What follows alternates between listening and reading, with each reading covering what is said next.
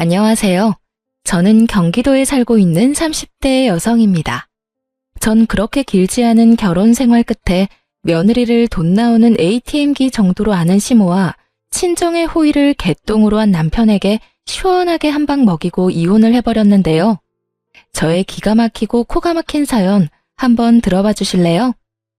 저와 남편의 시작은 지인의 소개였어요.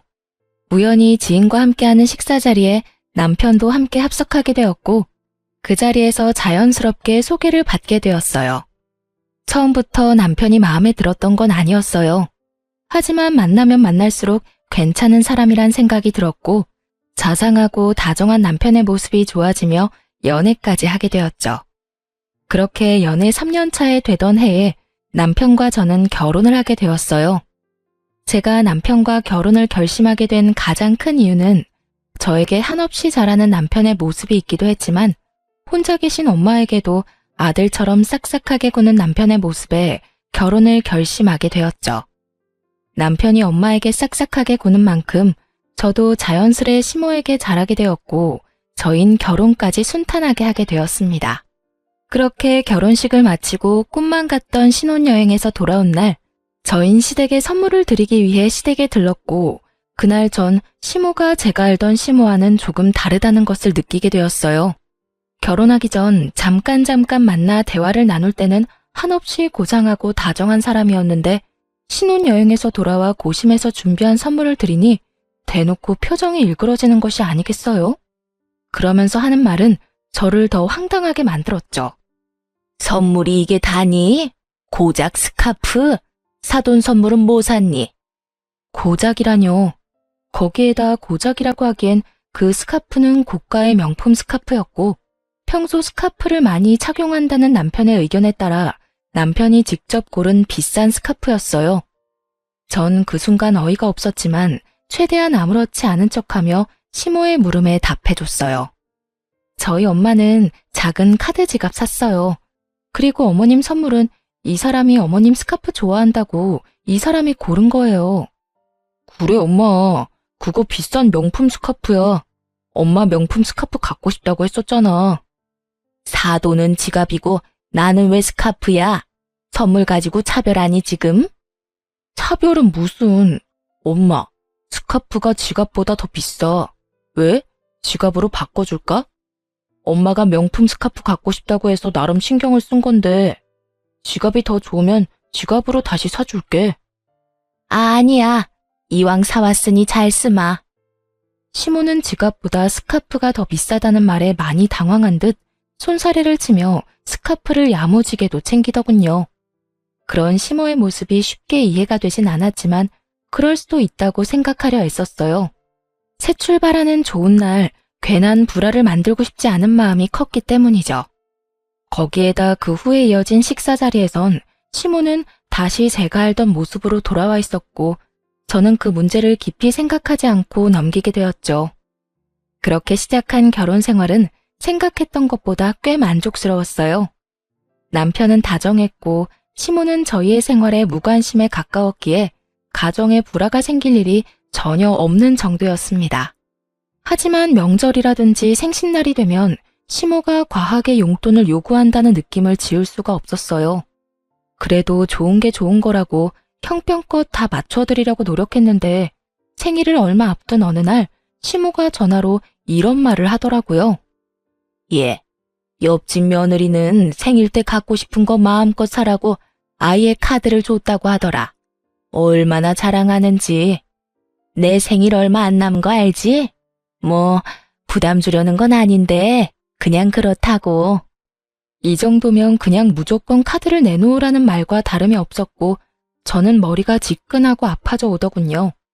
시모는 이런 말을 꼭 저에게만 했고 그렇다고 해서 명절 때 제가 드린 용돈이 적지 않은데 이번엔 아예 카드를 대놓고 요구하니 곤란한 건 사실이었어요. 1년에 한 번뿐인 생일날 카드 정도야 줄 수 있다고 생각하시는 분들도 계실 텐데 제가 그때까지 경험한 시모는 카드를 줬다간 카드를 준 제 손목을 분질러버리고 싶을 정도로 생각 없이 쓸 것이 분명했기에 선뜻 손이 나가지 않더군요. 특히나 제 돈에 대해서는 경제관념이 아예 없는 사람처럼 군 적이 한두 번이 아니었기에 그 고민은 더욱 컸어요. 그래서 전 결국 남편과 상의하기로 했죠. 여보, 곧 어머님 생신인 거 알지? 왜? 갖고 싶은 거 있으시대? 그게 옆집 아줌마네 며느리가 생일 선물로 갖고 싶은 거 사라고 카드를 줬다고 하시더라고. 들어보니 어머님도 카드 받고 싶으신가 봐. 어떻게 하지? 그래? 어떻게 하긴 뭘 어떻게 해. 그냥 통 크게 카드 드려. 남편은 대수롭지 않게 말했고 전 그런 남편의 말에 참 어이가 없더라고요. 뭐? 아무리 그래도 카드를 어떻게 드려. 아무리 그래도 그건 좀 아닌 것 같아. 그깟 카드 좀 주면 어디가 덧나? 큰일이라도 난대? 우리 엄마 그렇게 생각 없는 사람 아니야.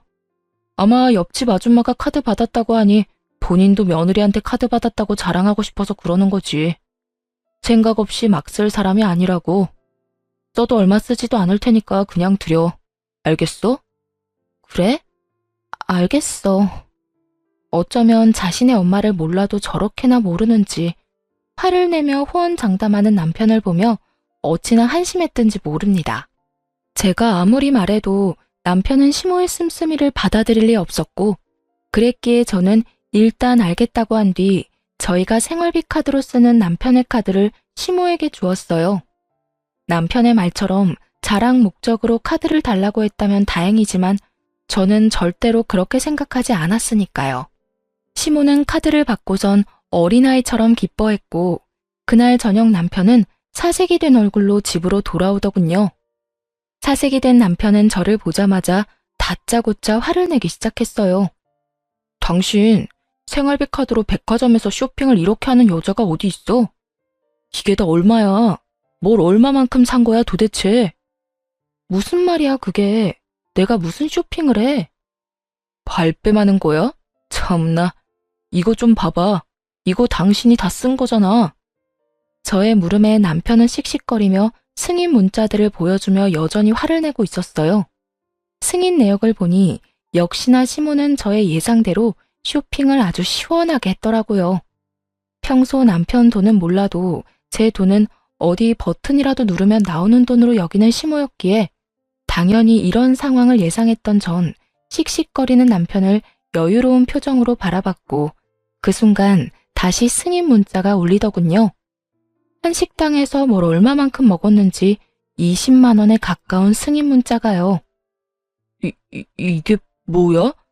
당신은 여기 있는데 왜 혹시 카드 잃어버렸어? 잃어버리긴 당신이 어머니한테 카드 주라며. 그래서 우리 생활비 카드 줬어. 뭐?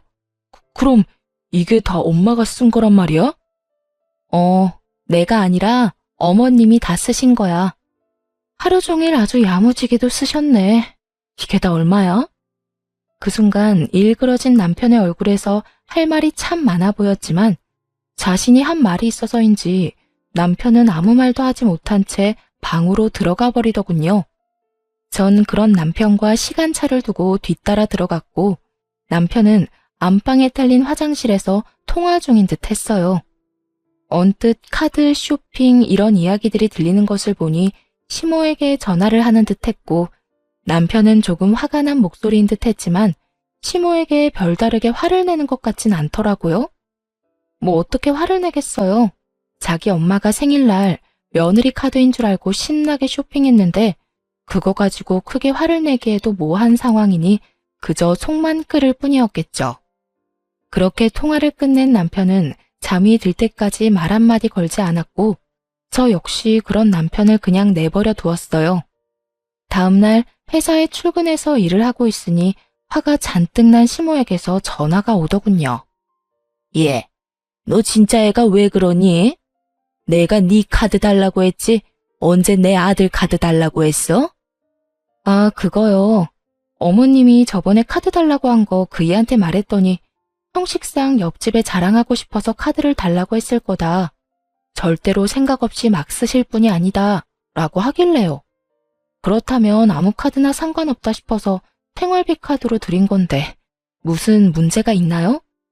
아무것도 모르는 척 낭창하게 답하는 제 대답에 시모는 할 말을 잃은 듯 거친 숨소리만 들리더군요. 저는 거기에서 멈추지 않고 정말로 아무것도 몰라서 묻는다는 듯 말을 이어나갔어요.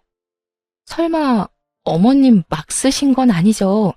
그이가 어머님은 그렇게 몰상식하게 자식들 카드로 사치 부리는 사람이 절대 아니라고 저한테 호언장담했거든요. 그럴 리가 있니? 그냥 물어본 거다. 보니까 우리 아들 카드길래 그냥 물어본 거야. 아, 그러셨어요? 그래서 어머님도 옆집 아주머니께 자랑 좀 하셨어요? 그래. 아주 실컷 자랑했어. 그럼 끊으마. 시모는 짜증 가득한 목소리로 전화를 끊어버렸고, 이로써 저는 시모가 제 생각과는 전혀 다른 사람이란 걸 확실하게 알게 되며 시모와 거리를 두며 지내게 되었어요. 시모와 거리를 두고 지내니 남편과의 관계도 나빠질 일이 없었고 나름 화목한 하루하루를 보내고 있었죠. 그러던 어느 날 전 하루 연차를 내고 친정에서 시간을 보내기로 했고 엄마와 밥도 먹고 오랜만에 휴식을 취하며 엄마가 휴대전화에 깔아달라고 했던 앱들을 깔고 있었어요. 그런데 그때 입금 알림이 울렸고 그 순간 제 두 눈을 의심하고 말았죠. 남편 이름으로 입금된 금액 5만 원. 참 경악스럽더라고요. 그 당시 저와 남편은 매달은 부담스러워 드리지 못하고 3개월에 한 번씩 양가 부모님께 용돈을 드리고 있었어요. 친정은 남편이, 시댁은 제가 드리고 있었는데 암묵적으로 정해진 금액이 30만 원에서 50만 원이었던 터라 저는 그렇게 드리고 있었는데 남편은 달랑 5만 원이라니 황당할 수밖에요. 전 그 자리에서 그간 입금 알림 문자들을 살펴보았고 남편 역시 처음엔 저와 비슷하게 보내다가 지난 1년 가까이는 5만 원을 보냈더군요. 5만 원이라니 저희 엄마를 무시하는 것도 정도가 있지. 이 정도면 그냥 보내지 않는 것이 더 낫지 않나요?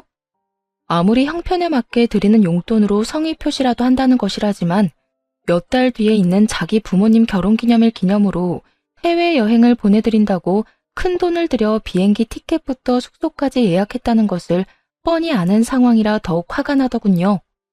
전 괜히 엄마까지 신경 쓰이게 하고 싶지 않아 아무런 티를 내지 않고 시간을 보내다 집으로 돌아왔어요. 부글부글 끓는 마음을 안고 남편을 기다렸죠. 퇴근한 남편이 돌아오자 저는 현관문에서부터 남편에게 따져 물었죠. 당신 진짜 너무한 거 아니야? 다짜고짜 너무하다니 무슨 말이야? 알아들을 수 있게 말해줘야지. 나 다 알고 있어. 당신 근 1년 동안 우리 엄마한테 용돈 5만 원씩 보냈더라. 우리 엄마가 거지야? 5만 원이 없을까봐? 그럴 거면 차라리 보내지 말았어야지. 난 매번 당신 집에 적을 땐 30만 원, 많을 땐 50만 원씩 드리는 거 뻔히 알면서 뭐 5만 원? 지금 장난해? 우리 집이 그렇게나 만만하게 보였어? 애초에 양갓집에 3달에 한 번씩 용돈 주자는 사람도 당신이었잖아. 이러려고 용돈 주자고 했어? 아니 그게 아니라 당신도 알잖아. 우리 엄마가 그때 생활비 카드로 쇼핑도 과하게 하기도 했고 이번에 부모님 결혼기념일에 여행 보내드린다고 돈도 많이 쓰기도 해서 여유가 없었어. 그걸 말이라고 해?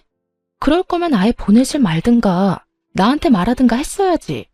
애들 용돈 주는 것도 아니고 3달에 한 번, 그것도 당신이 그렇게 하자고 해서 드리는 용돈인데 그걸 딸랑 5만 원을 보내는 게 말이 된다고 생각해? 그리고 당신이 5만 원씩 보내기 시작한 게 1년이 다 돼가던데 그걸 변명이라고 하고 있는 거야? 지난 1년 동안 그렇게 힘든데 최근에 당신 부모님 해외여행 보내드릴 생각은 어떻게 했어? 다 말이 안 되잖아. 미안해. 이리저리 좀 힘들어서 그랬어. 내가 힘들다고 안 보내기엔 장모님이 기다릴 것 같아서. 그래도 5만 원은 아니었는데 미안해. 한 가지 확실하게 말할 수 있는 건 장모님을 무시한다거나 그런 건 전혀 아니었어. 난 장모님도 아무 말씀 안 하시니까 지레짐작으로 괜찮으신가 보다 하고 안일하게 생각했어. 정말 미안. 그런데 어떻게 알았어? 혹시 장모님이 말씀하셨어? 우리 엄마가 그런 말을 했겠어? 그런 말을 할 거였으면 당신이 5만 원도 용돈이라고 처음 보냈을 때 당장 말했었겠지. 내가 오늘 친정 가서 엄마 휴대전화 정리해주다가 봤어. 내가 진짜 엄마 볼 면목이 없어서. 어쨌든 당신한테 정말 실망이야. 남편은 다시 한번 절대 친정을 무시하려고 했던 행동이 아니라며 싹싹 빌었지만 저는 이미 마음이 상할 대로 상해버렸고 죄인 얼굴을 하고 비는 남편에게 이렇게 말했어요.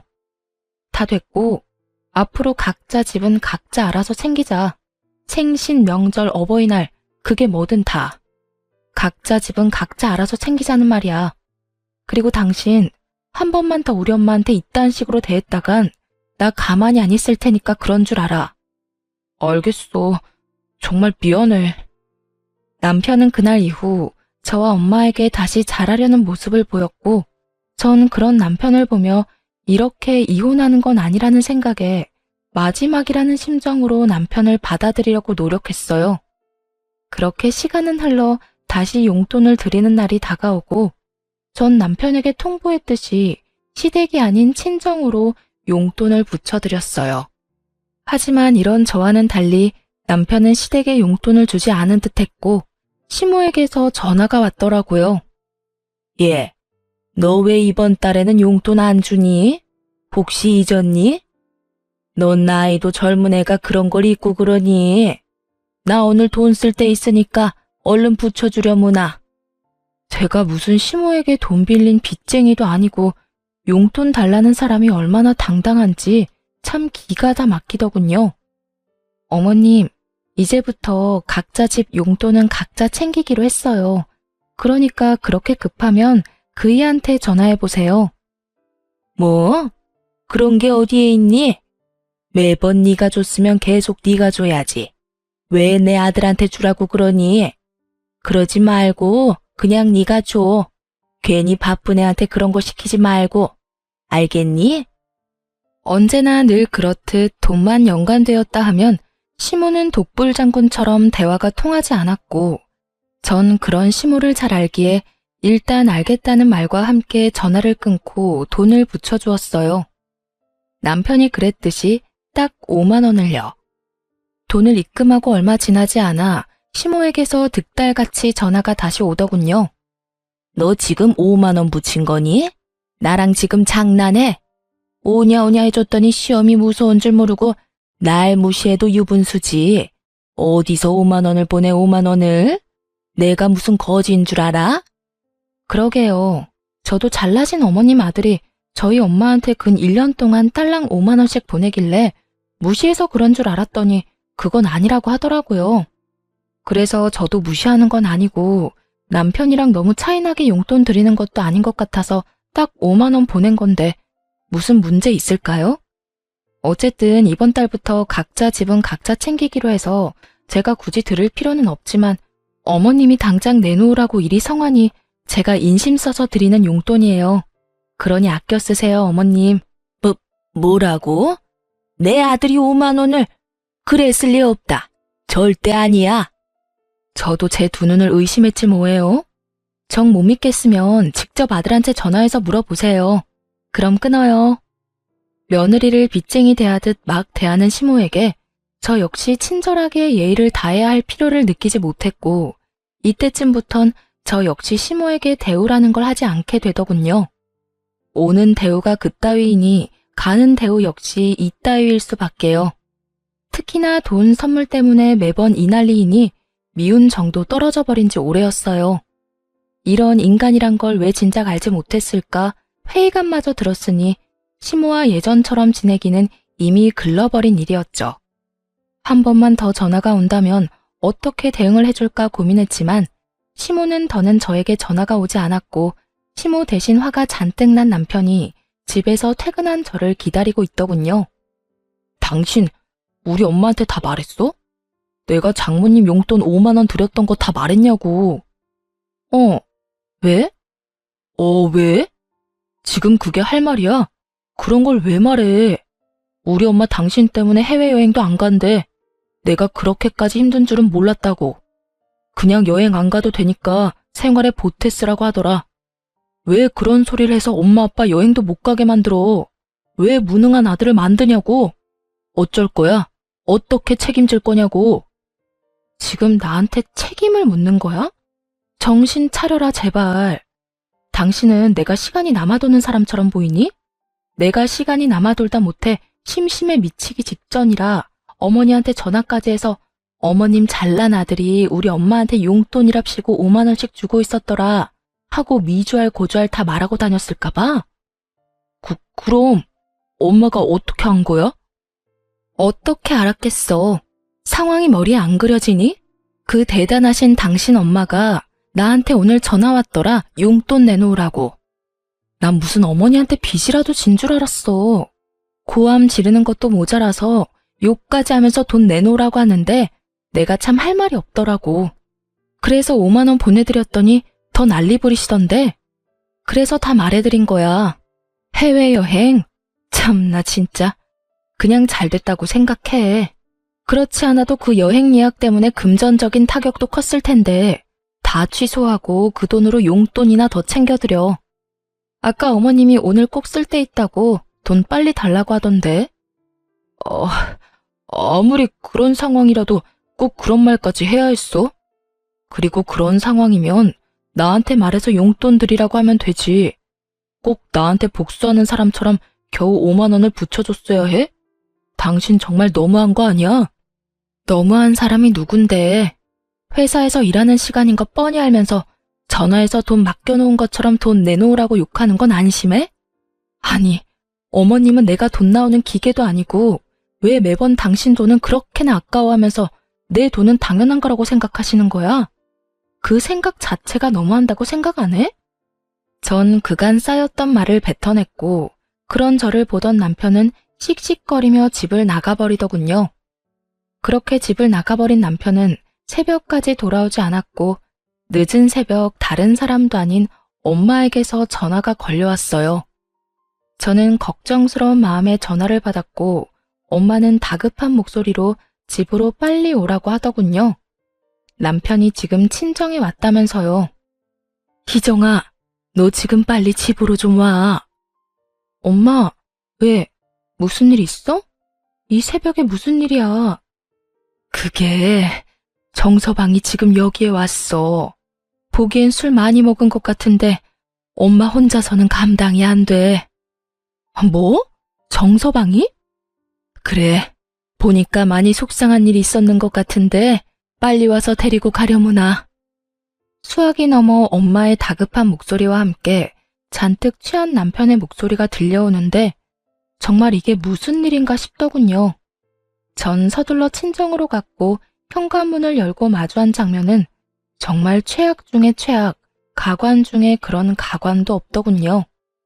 온 거실에 남편이 풍기는 술 냄새로 가득했고 제 몸 하나 가누지 못하고 있는 남편은 엄마를 향해 제 욕을 서슴없이 하며 술주정을 부리고 있더군요. 장모님 잘난 그 딸이 글쎄 남편 무시하는 것도 모자라 시댁까지 무시하고 있다고요. 정서방, 자네 많이 취했네. 할 말 있거든 내일 하고 오늘은 그만 돌아가게. 네, 저 취했습니다. 술 좀 먹었어요. 제가 왜 이렇게 술 먹었는지 아세요? 글쎄, 오늘 우리 엄마한테 5만 원을 보냈다네요. 어쩌면 그럴 수가 있냐고요. 제가 5만 원 보냈다고 자기도 5만 원 보냈대요, 글쎄. 이게 말이나 되나요? 친정이랑 시댁이 같냐고요. 저 여자 아주 몹쓸 여자예요. 남편의 주정이 계속되는 사이 엄마는 머리를 부여잡으며 곤란해했고 전 할 수만 있다면 남편의 입을 찢어버리고 싶을 정도로 화가 끓어오르고 있었어요. 그야말로 남편이 개가 된 모습을 보는데 전 어떤 말도 섞고 싶지 않더라고요. 생각 같아선 버리고 집으로 돌아오고 싶었지만 그럴 순 없는 노릇이기에 끊임없이 주정을 늘어놓는 남편을 끌고 집으로 돌아왔어요. 그 후 남편과는 말도 섞지 않으며 이혼하기로 결심을 굳혀가고 있었어요. 다음 날 술이 깬 남편은 저에게 어떤 사과의 말도 하지 않더라고요.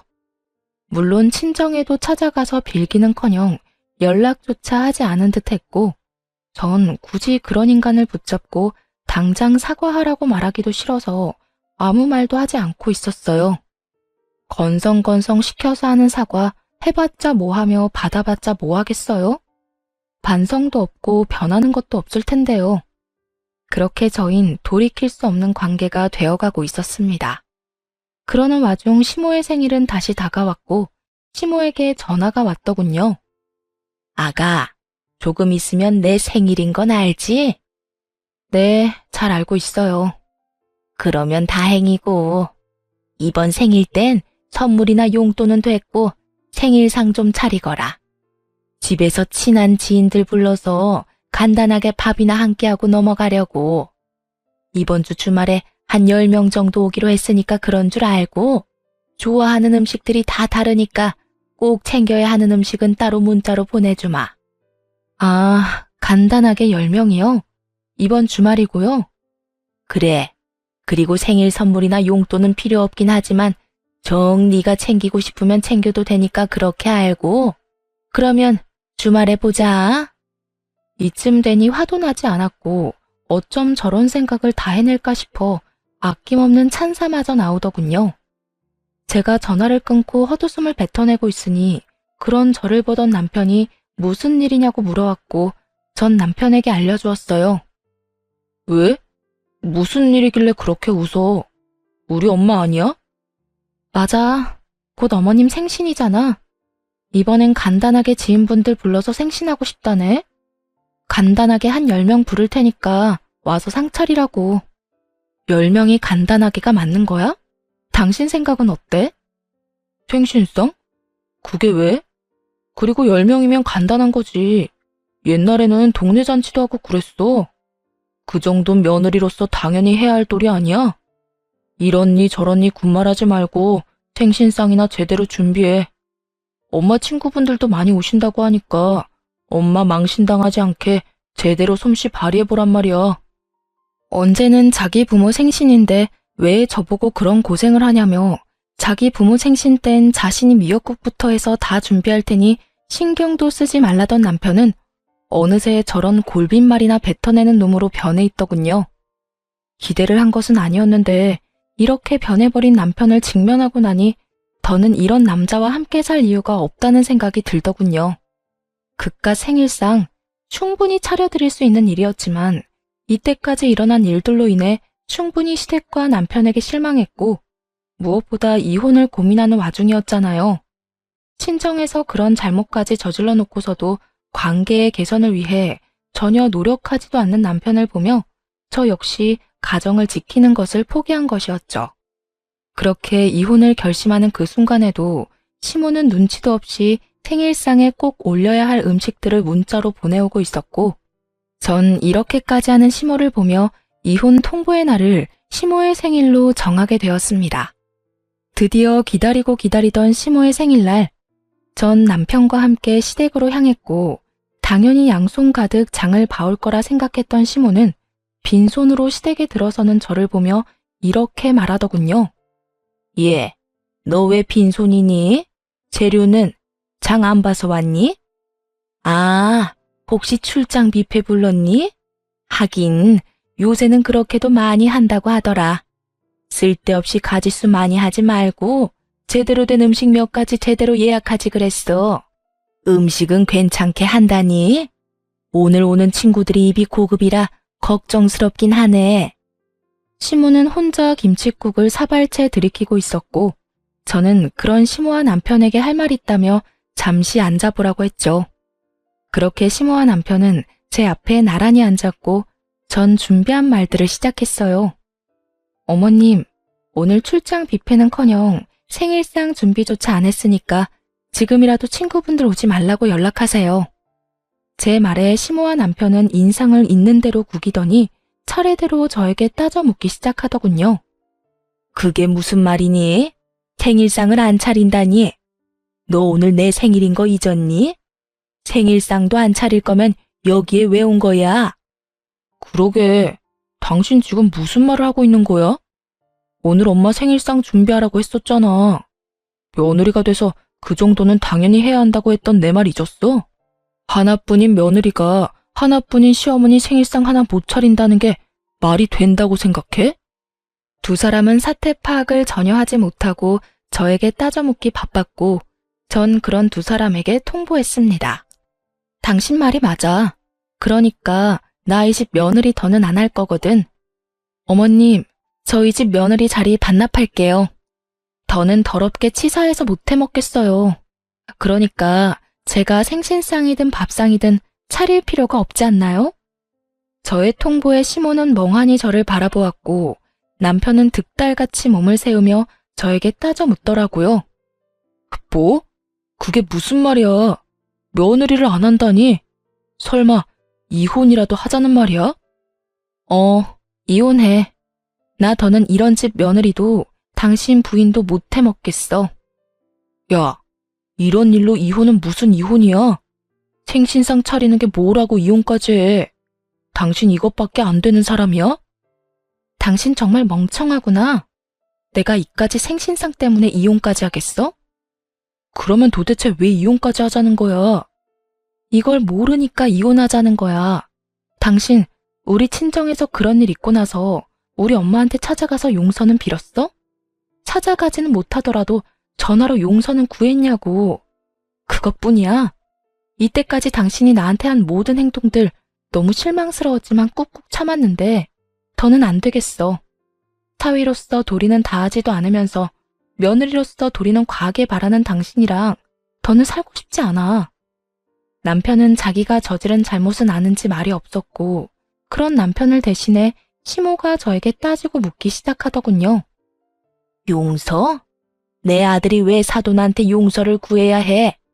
내 아들이 뭘 그렇게 잘못할 일이 있다고? 용서는 네가 나한테 구해야지. 이게 무슨 버릇없는 짓거리야? 어디 시어미 앞에서 이혼을 운운해? 어머님 그 잘난 아들이 꼭두 새벽에 만취가 돼서 친정에 찾아갔어요. 그뿐이에요. 저희 엄마 들으라고 제 욕을 또 얼마나 했는지 몰라요. 고함은 얼마나 질러대는지 제가 참 친정엄마 별 면목이 없더라고요. 그런데 그 잘난 어머님 아들이 그런 사고를 쳐놓고 저희 엄마한테 이날 이때껏 연락 한 통 안 하고 있지 뭐예요? 그러니 제가 눈이 돌겠어요? 안 돌겠어요? 그러니 제가 어머님 생신상이나 차리고 있고 싶겠어요? 언성을 높이는 시모와 그런 시모에게 뒤지지 않을 만큼 고함을 지르는 저. 그야말로 난리도 그런 난리가 없었습니다. 시모는 믿을 수 없다는 눈빛으로 남편을 쏘아보더니 이내 남편 놈을 운운하고 나서더군요. 남자가 술 많이 마시고 그러다 보면 그런 실수쯤은 다 하는 거야. 그런 걸 잘 감싸줘야 진정한 내주지. 어디 나서서 고개를 숙이라 말라 명령질이야. 큰일할 남자한테 함부로 아무 데서나 고개 숙이라고 하면 안 되는 거야. 그리고 사돈도 다 이해하실 거다. 아무렴 사위는 백년 손님인데 이해하고 말고. 정말 그 입에서 뱉어지는 한마디 한마디가 뭐 같아 말을 섞고 싶지도 않더군요. 저는 그런 시모에게 비웃음과 함께 이렇게 말해주었습니다. 어머님은 그렇게 잘 생각하시고요. 전 전혀 그렇게 생각하지 않으니 이혼하겠습니다. 제가 이혼하고 어머님 아들 다시 그 잘나신 품에 돌려드릴 테니 이혼하거든 앞으로도 쭉 그런 아들로 그렇게 잘 키워보세요. 아마 그런 식으론 제 혼은 죽었다 깨도 힘들 테니 쭉 끼고 한평생 잘 사시면 돼요. 이 인연이 말이면 단줄 아나 어디서 그딴 막말을 해? 막말은 무슨? 진심인데요. 잘 생각해 보세요. 재혼을 한다 한들 어떤 여자가 버티고 살겠어요? 그러니까 저처럼 남의 집 귀한 자식 인생 망치지 말고 그냥 어머님 품에 쭉 끼고 사세요. 시모는 제 말에 화가 잔뜩 났는지 몸을 부들부들 떨며 제 뺨을 때려버리더군요. 한 대 맞을 각오는 했던 터라 놀랍지도 않더군요. 저는 시모에게 맞자마자 놀란 눈으로 상황을 지켜보는 남편에게 다가갔고 그대로 남편의 뺨을 때려버렸어요. 제가 남편의 뺨을 있는 힘껏 때려버리자 시모는 악소리를 지르며 저에게 달려들더군요. 내 인연! 어디서 내 아들을 때려? 네가 뭔데? 니까짓 게 뭔데 내 눈앞에서 내 아들을 때려? 오늘이 네 제삿날인 줄 알아. 내가 더 가만히 둘 것 같아?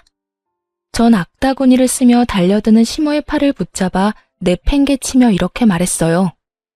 제가 한 대 맞아들이니까 힘으로 저를 이길 수 있을 거라고 생각했어요? 예의상 한 대 맞아들인 거고 더는 남아있는 예의가 없어요. 그러니까 다신 제 몸에 손대지 마세요. 시모는 남편의 옆으로 고꾸라졌고 전 그런 두 사람에게 이렇게 말했어요. 이젠 정말 이혼밖에 없어. 그러니까 조용히 이혼해. 구질구질하게 굴지 말고. 저를 죽일 듯이 노려보는 시모와 망연자실한 남편 놈을 뒤로 한 채 저는 현관문을 열었고 현관문 앞은 언제 온 것인지 시모의 친구들이 줄지어 현관에 귀를 대고 있더군요. 언제 온 것인지 확실히 알 순 없었지만 한 가지 확실히 알겠는 건 저희의 다툼을 모두 들었다는 것이었어요. 저마다 표정이 놀람과 호기심 그리고 경악으로 눈을 반짝이고 있었거든요. 전 그런 구경꾼들을 위해 현관문을 닫지 않고 들어가 보라고 했고 그 열린 문틈으로 시모의 한탄이 들어오더군요. 이놈아, 어쩌다 그런 짓까지 했어? 술을 마시려거든 곱게 마셔야지. 어쩌다 사돈집까지 찾아가서 그딴 주정을 부렸냐고. 그리고 그딴 짓을 했으면 당장 다음 날이라도 찾아가서 용서를 구했어야지. 뭘 잘했다고 고개 빳빳이 들고 그러고 있어? 네가 사돈 용돈으로 5만 원 줬다고 할 때도 내가 기가 막혔는데 뭐? 술주정? 이걸 어쩔 거야? 그러면 어떻게 해? 돈이 없는데. 이게 다 엄마 때문이잖아. 엄마가 내 카드로 쇼핑만 안 했어도 5만 원 드릴 일도 없었고 엄마가 해외여행 보내달라고 노래만 부르지 않았어도 내가 그렇게 생활이 힘든 일은 없었다고. 술주정? 그까짓 게 왜? 엄마가 아까 그랬잖아. 남자가 술 마시고 그러다 보면 그런 실수도 하는 거라고. 실수 좀 한 것뿐인데 굳이 내가 장모님한테 찾아가서 용서까지 빌어야 해? 내가 왜? 아니 이 녀석이 진짜 그래도 정신 못 차리고. 나 같아도 이혼하지 이혼해. 나 같아도 너 같은 인간이랑 못 살겠다. 그때까지도 정신을 못 차린 남편과 그런 남편을 질책하는 목소리가 밖으로 새어나오고 시모의 지인들은 저마다 남편을 욕하기 바쁘더군요. 저런 인간 말종도 또 없다고요. 전 그런 욕들을 뒤로 한 채 집으로 돌아왔고 그 이후 빠르게 이혼을 진행했어요. 남편은 저의 예상대로 이혼에 비협조적이었고 전 소송까지 진행하게 되었죠. 소송을 진행하는 동안 전 친정에서 지내고 있었고 남편은 마지막까지 발악하며 친정까지 찾아와 울고불고 하며 빌더군요. 여보, 정말 잘못했어. 내가 정말 미쳤었나 봐. 막상 당신이랑 이혼해야 한다고 생각하니까 나 정말 죽을 것만 같아. 나 당신 없이 못 살아. 그러니까 사람 하나 살리는 셈 치고 한 번만 용서해주면 안 될까? 어쩌지? 난 당신이랑 살면 죽을 것 같은데? 여보, 내가 진짜 잘할게. 정말이야. 내가 이렇게 빌잖아. 진작 좀 잘하지 그랬어. 이제 와서 이래봤자 소용없으니까 그만하고 돌아가. 단호한 저의 태도에 남편은 도저히 안 되겠다 싶었는지 엄마 다리를 붙잡고 늘어지더군요. 장모님, 제가 앞전엔 정말 잘못했습니다. 제가 술을 너무 많이 마셔서 제정신이 아니었다고요. 그러니까 장모님이 이 사람 좀 설득해 주세요. 이런 일로 이혼이라니 말도 안 되잖아요. 그러게, 진작 좀 잘하고 살지. 이제 와서 이렇게 한들 무슨 소용이야. 이미 마음이 떠난 것을. 그러지 말고 일어나서 돌아가게. 나도 더는 할 말이 없네. 장모님, 그런 일 있기 전까지 제가 얼마나 잘했습니까? 이번 한 번만 넘어가 주시면 그것보다 곱절로 더 잘하며 살겠습니다. 정말이에요. 각서라도 쓸 수 있으니 한 번만 더 믿어주세요. 남편 놈은 아예 엄마의 발밑에서 눈물 콧물 다 쏟으며 애원했지만 그간 이야기를 다 들은 엄마는 마음을 돌릴 리 없었고 한참을 빌던 남편은 지쳤는지 축 처진 어깨를 하고 돌아가더군요. 그 꼴을 보는데 안쓰러운 마음이 들기는커녕 다시는 찾아오지 말라고 소금까지 뿌려주었습니다. 그렇게 이혼만 마무리되길 기다리는데 시모까지 친정으로 찾아왔더군요. 전혀 예상치 못한 시모의 방문에 이게 무슨 일인가 싶더군요. 시모는 엄마의 손을 붙잡고 울며 빌기 시작했고 그 악어의 눈물엔 다 이유가 있더군요. 사돈, 앞날 창창한 애들 이혼까지 해서 되겠어요? 그러지 말고 사돈이 설득 좀 시켜주세요. 아이고, 사돈. 저한테 이러셔도 아무 소용 없어요. 이미 마음이 떠났더라고요. 마음은 떠났는데 몸만 붙잡고 살라고 할 수도 없는 노릇이고, 그냥 이혼하는 게 애들 앞날을 위해서도 좋은 일 같아요. 사돈, 저 좀 살려주세요. 저도 그렇게 생각하고 그냥 이혼시키려고 했습니다. 그런데 바깥 양반이 모든 걸 알고 난리가 났습니다. 며느리 맘 안 돌려놓으면 저도 제 아들도 가만두지 않겠다고요. 그러니까 두 사람 살린다고 생각하고 다시 한 번만 설득 좀 해주세요, 사돈. 이렇게 부탁드릴게요. 시모는 아예 엄마에게 고개까지 숙이며 애원했고, 그런 시모의 모습을 보며 그럼 그렇지 싶더군요. 아들이 뻔히 잘못한 걸 다 알면서도 제 앞에서 아들 편만 들던 시모가 저렇게 갑자기 고개를 숙이고 들어올 리가 없었으니까요. 평소 집안일은 시모에게 믿고 맡기는 시부는 가정 내에서 이런 일이 일어나는지도 몰랐을 테고, 믿고 맡긴 결과가 아들의 이혼이라니 화가 머리끝까지 난 것이었겠죠. 거기에다 시모의 생일날 모인 지인들은 시부도 아는 지인들이었으니 시부의 귀에 이혼 사유가 들어가고도 남았을 테고요. 화를 잘 내지 않는 대신 한번 화를 내기 시작하면 끝장을 보고야 마는 시부의 정성을 잘 아는 저였기에 시모의 저자세가 이해되고도 남더군요. 시모는 계속해서 엄마에게 매달리고 있었고, 다른 사람도 아닌 시모가 그런 식으로 나오니 엄마도 남편에게만큼 강경하게 대응하지 못하고 있더군요. 전 그런 시모의 손을 휙 뿌리쳐주곤 이렇게 말했어요. 이제 와서 이래봤자 아무 소용없어요. 마음 약한 우리 엄마한테 울고불고 하면 어떻게 될 줄 아셨나 본데, 이혼하는 당사자는 저예요, 저. 우리 엄마가 아니고요. 아가, 내가 정말 잘못했다. 네가 한 번만 마음 돌려주면 앞으론 너희한테 연락도 하지 않으마. 집안 행사에도 네가 오고 싶지 않다면 오지 않아도 되고, 그까짓 용돈도 안 줘도 돼. 그냥 내 아들이랑 살아만다오. 응? 왜 잘못을 저지른 것들은 뒤늦게 후회하는 척을 하며 악어의 눈물을 흘려대는지 모르겠더군요. 그러게 진작 잘하지 말이에요. 저번 머리채를 잡으려던 그 순간과는 180도 다른 모습으로 저희 앞에 엎드렸고, 전 그런 시모에게 이렇게 말했어요. 저는 어머님 아들이랑 1분 1초 같이 살아만 주는 것도 싫습니다. 그러니까 이만 돌아가 주세요. 계속 이러면 제가 끌어낼 수밖에 없어요. 이 인연이 뭐? 끌어내? 네가 감히 누굴 끌어내? 누군 니까지 년이 예뻐서 이런 줄 알아? 나도 그 영감탱이 아니면 여기서 이러는 일도 없었어. 당장 이혼시키고 새장가 보내면 되지. 이혼이 여자한테나 흠이지 남자한테도 흠인 줄 아니? 남자는 얼마든지 처녀한테 장가 갈 수 있다고. 그리고 사돈도 그러는 거 아닙니다. 사람이 이렇게 빌면 말이라도 그렇게 해본다고 하면 어디가 덧납니까?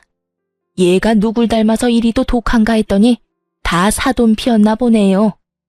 시모는 마지막 발악에 가까운 막말을 쏟아내고 있었고, 전 그런 시모를 끌어내며 이렇게 말했어요. 아줌마, 여기 와서 행패 부리지 말고 당장 나가세요. 한 번만 더 찾아오면 경찰에 신고할 테니 그런 줄 알고요.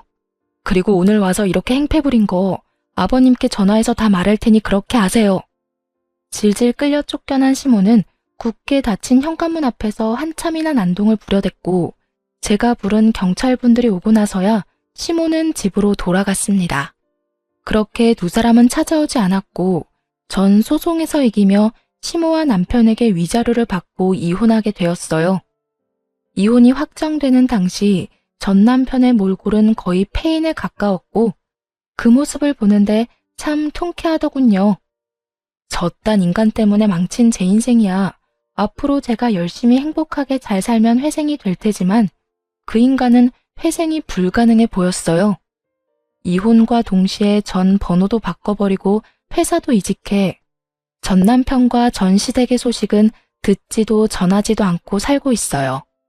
가끔 이혼 후 전 시모와 전 남편이 전 시부에게 정말로 쫓겨는 났을까 문득 궁금해질 때도 있지만 굳이 알아서 뭐 하겠어요. 이미 끝난 인연이고 더는 그런 인간들 이야기로 귀를 더럽히고 싶지도 않은걸요. 전 이직한 회사에서 잘 지내고 있습니다. 그 지옥 같은 결혼 생활에서 탈출한 지도 5년이란 시간이 다 되어가고 현재는 남자친구도 있어요. 제가 이혼한 지 3년이 지났을 때 회사에서 만난 남자로 제가 언제나 늘 최고고 제일 예쁘다고 해주는 제 눈엔 세상 누구보다 멋진 남자예요. 한번 크게 대인 상처가 있어서 그런지 아직까지 결혼 생각은 없긴 하지만 사람 일은 또 모르는 일이지 않나요? 그래서 무조건 아니다, 안 된다 생각하지 않고 마음을 열고 천천히 알아보려고요. 이로써 저의 긴 사연도 끝이 났어요. 어떠셨나요? 답답하신 분들도 통쾌하다 하신 분들도 계셨을 것 같아요. 결혼 생활을 시작할 당시 전 남편을 위해서라도 시댁과의 관계를 원만하게 유지하고 싶었고 그랬기에 더욱 그러려니 하며 노력하고 살았습니다. 하지만 시간이 지나 지금 생각해보니 제가 잘못 생각했던 것 같아요. 아닌 건 아니고 옳은 건 옳은 건데 말이죠. 혹시나 저처럼 시댁의 과한 요구에도 가정을 지키기 위해 참고 인내하며 사시는 모든 아내분들, 부디 우리 할 말은 적당히 하고 살아요. 그러면 저는 이만 물러가 볼게요. 긴 시간 함께 해주셔서 너무 감사합니다. 다들 행복하세요.